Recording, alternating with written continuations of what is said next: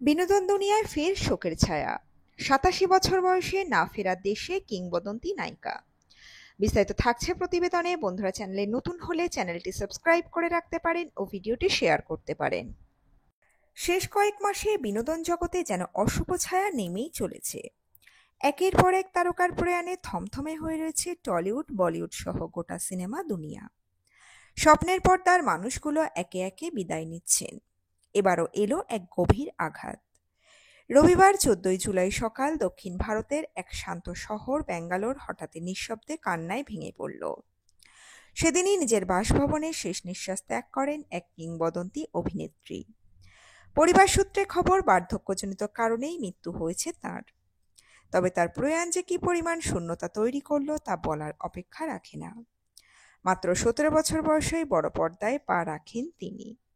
প্রথম ছবি দিয়েই দর্শকদের মন জয় করেছিলেন। তারপর আর পিছনে ফিরে তাকাতে হয়নি। কর্মজীবনে তিনি একের পর এক সুপারহিট ছবিতে অভিনয় করে জায়গা করে নিয়েছিলেন দর্শকের হৃদয়ে। তার অভিনয় দক্ষতা, সৌন্দর্য এবং পর্দার উপস্থিতি তাকে নিয়ে গিয়েছিল অন্য উচ্চতায়। শুধু দক্ষিণেই নয়, বলিউডেও তার দাপটে উপস্থিতি ছিল নজরকাড়া। তিনি কাজ করেছেন দিলীপ কুমার, শাম্মী কাপুরের মতো প্রথম সারির অভিনেতাদের সঙ্গে। সহ অভিনেতাদের থেকে নিয়েছেন অভিনয়ের সূক্ষ্ম পাঠ। তার প্রতিটি চরিত্র ছিল বাস্তবের প্রতিচ্ছবি। আর সেখানেই তিনি ছিলেন অদ্বিতীয়া। হ্যাঁ, এতক্ষণ যার কথা বলা হলো তিনি দক্ষিণী চলচ্চিত্রের এক জীবন্ত ইতিহাস, অভিনেত্রী সরজা দেবী। মৃত্যুকালে তার বয়স হয়েছিল ৮৭ বছর। তামিল, তেলুগু, কন্নড় ও হিন্দি এই ৪ ভাষার প্রায় ২০০টিরও বেশি ছবিতে অভিনয় করেছেন তিনি।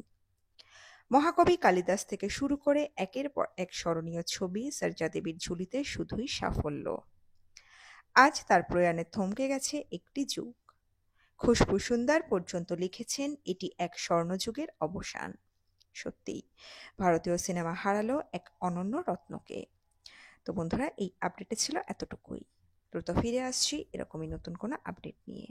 অজানা গল্প চ্যানেলের সঙ্গে থাকার জন্য সকল দর্শক বন্ধুকে অসংখ্য ধন্যবাদ। দেখতে থাকুন, চোখ রাখুন আমাদের অজানা গল্প চ্যানেলে।